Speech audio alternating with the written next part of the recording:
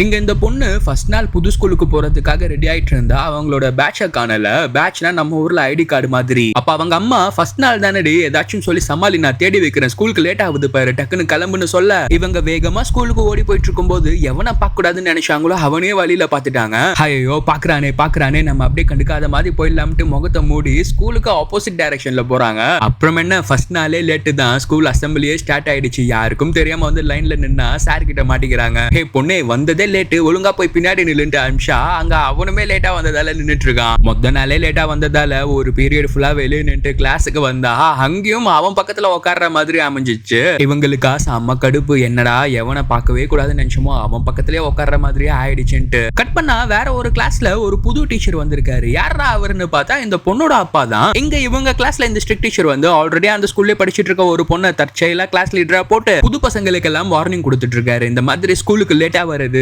ID card இல்லாம வருது, அதெல்லாம் இன்னையோட லாஸ்டா வச்சுக்கோங்க, ரிப்பீட் பண்ணீங்கன்னா சிவியரா பனிஷ்மெண்ட் தருவேன்ட்டு மிரட்டிட்டு இருக்க. அந்த கிளாஸ் முடிஞ்சோன்னா ஒரு பையன், அங்கிள் நீங்க என்ன கவனிக்கவே இல்லையா, நான் அங்கதான் உட்காந்துட்டு இருந்தேன், எப்போ ஊருக்கு வந்தீங்கன்றான். யாரான்னு பார்த்தா அவருக்கு ஆல்ரெடி தெரிஞ்ச பையன். அவரோட பொண்ணை வேற விசாரிக்கிறான். அவரும் சரிப்பா நான் அடுத்த கிளாஸ்க்கு போனோம், லஞ்ச்ல என் பொண்ணோட தான் சாப்பிடுவேன், நீயும் வேணா எங்களோட ஜாயின் பண்ணிக்கன்றாரு. ஆனா அவர் பொண்ணுக்கோ இவரோட ஸ்கூல்ல ஒன்னா இருக்கிறது பிடிக்கவே பிடிக்காது. அப்புறம் லஞ்ச்ல என்னத்தான் ஆச்சுன்றத நெக்ஸ்ட் பார்ட்ல பார்ப்போம். இன்னும் சப்ஸ்கிரைப் பண்ணாதவங்க சப்ஸ்கிரைப் பண்ணிக்கங்க.